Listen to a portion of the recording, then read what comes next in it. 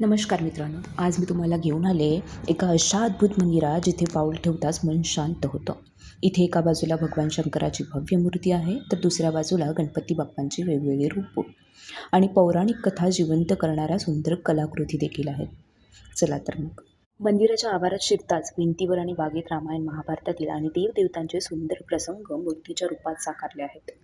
रात्रीच्या प्रकाशात हे देखावे अत्यंत मनमोहक दिसतात. लहान मुलांसाठी तर ही एक जिवंत कथांची शाळाच ठरेल.